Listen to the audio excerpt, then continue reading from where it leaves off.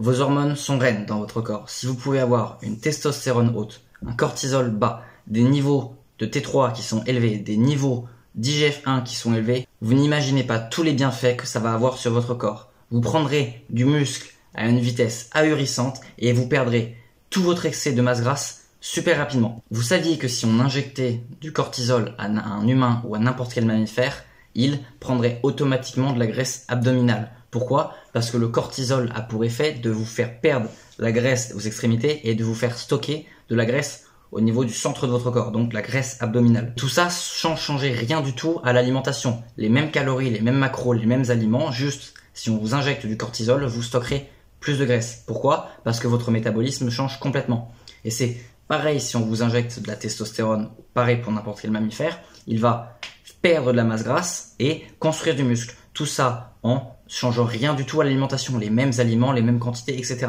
Juste en changeant les concentrations relatives d'hormones. Donc c'est ça, vous devez bien comprendre que votre métabolisme et la façon dont votre corps gère les calories changent complètement selon votre équilibre hormonal. Et donc la gestion des macros et de l'énergie aussi change complètement. Les gens vont vous dire que les calories qui sortent doivent être supérieures aux calories qui rentrent pour perdre de la masse grasse, ce qui est vrai, sauf que les calories qui sortent sont affectées par vos niveaux hormonaux et par la quantité de nourriture que vous mangez par exemple. Si votre cortisol est élevé, alors il y aura plus de lipogénèse, de création de masse grasse qui sera ensuite stockée dans votre tissu adipeux.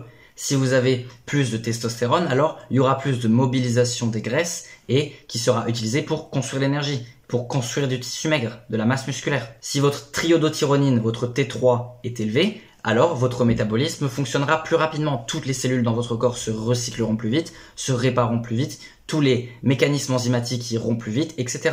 Donc tout votre métabolisme est dicté par votre équilibre hormonal. C'est pour ça que je peux manger autant tout en restant aussi sec. Les macros sont utilisés pour la construction musculaire et pour l'énergie et ils ne sont pas stockés sous forme de graisse. Même en mangeant énormément, mon métabolisme basal est très grand parce que mes hormones sont optimisées. C'est pour ça que le mode de pensée, il faut être en déficit calorique pour perdre du poids, est débile. Le fait de se dire qu'il faut avoir plus de calories qui sortent que de calories qui rentrent pour perdre du poids est complètement idiot parce que comment vous calculez ça? Je viens de vous le dire, les calories qui sortent sont complètement affectées par plein de paramètres, dont votre équilibre hormonal. Complètement impossible de calculer les calories qui sortent et même les calories qui rentrent parce que il y a toujours une indétermination sur les valeurs énergétiques de chaque aliment. Il y a une partie des calories qui n'est pas absorbée. Comment vous faites selon les personnes, vont pas tolérer les mêmes aliments, vont pas pouvoir les absorber aussi bien selon leur santé intestinale. Je vais vous dire quelque chose que sûrement personne ne vous a jamais dit.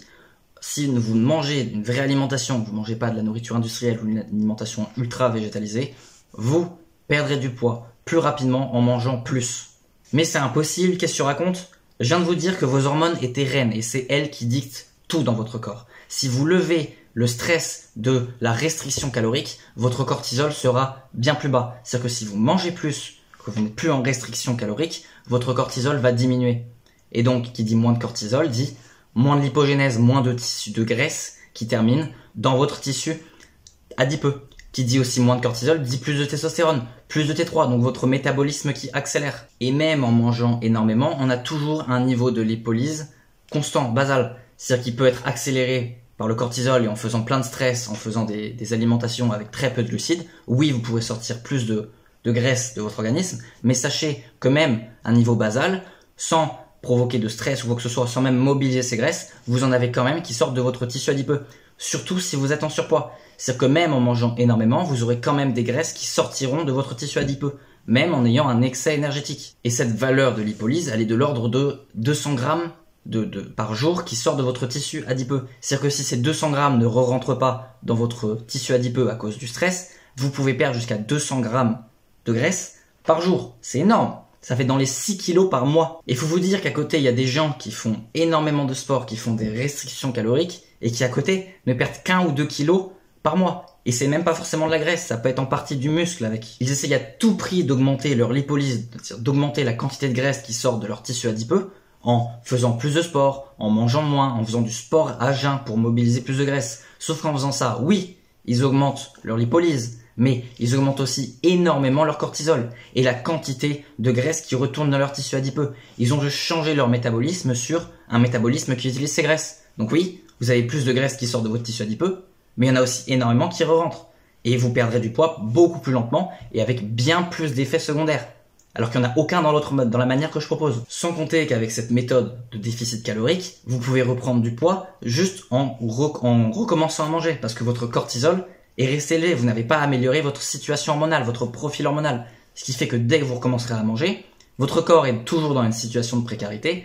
Donc il va se remettre à stocker de la masse grasse. Donc juste arrêtez de lutter contre votre organisme, donnez-lui ce qu'il veut, optimisez vos hormones, faites en sorte que votre niveau de stress, de cortisol soit bas, de booster votre testostérone ou votre progestérone si vous êtes une femme, de booster votre thyroïde et vous serez dans une bien meilleure situation. Vous aurez plein d'autres effets en plus, plein d'autres sous-produits, une bien meilleure énergie, bien meilleure performance, du coup une bien meilleure composition corporelle, bien plus rapidement et sans aucun effort. En pouvant manger énormément. Donc voilà ce que vous devez faire pour optimiser vos hormones. Le principal, arrêtez de manger, mais plus du tout de nourriture industrielle, pas d'alimentation ultra végétalisée, dormez suffisamment, mangez suffisamment, j'insiste, ce point-là est très important, et notamment manger suffisamment de glucides. Arrêtez de stresser votre corps à faire beaucoup trop de sport, ça ne sert à rien et c'est complètement contre-productif. Faites du sport, mais il ne faut pas que vous soyez cramé après et tout le reste du temps, c'est censé vous aider même à avoir plus d'énergie si vous faites du sport.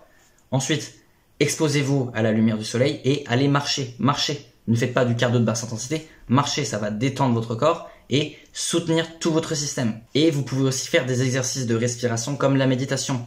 Tout ce qui est stress mental, ça va aussi affecter vos niveaux de cortisol et donc votre métabolisme. Vous pouvez stocker plus de graisse parce que vous êtes stressé. Donc, sachez que le stress mental joue aussi un rôle là-dessus. Sans parler du fait que vous serez bien plus heureux tout le temps en optimisant vos hormones parce que ça va optimiser vos niveaux de dopamine.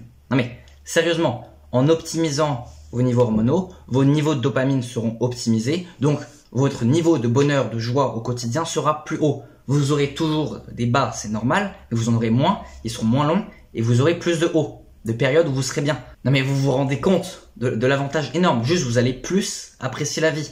Vraiment, optimisez votre corps, donnez-lui ce dont il a besoin, ce qu'il veut. Et si vous voulez plus d'informations et une aide plus personnalisée, vous pouvez rejoindre ma communauté. Premier lien en description. Il y a toutes les informations pour optimiser sa santé et donc pour obtenir les meilleurs niveaux hormonaux possibles et être le mieux dans son corps. Il y a par exemple un guide sur la meilleure façon, la façon que je propose pour perdre de la masse grasse et un guide pour avoir la testostérone la plus haute possible pour les hommes. Alors arrêtez de vous trouver des excuses et prenez votre vie en main.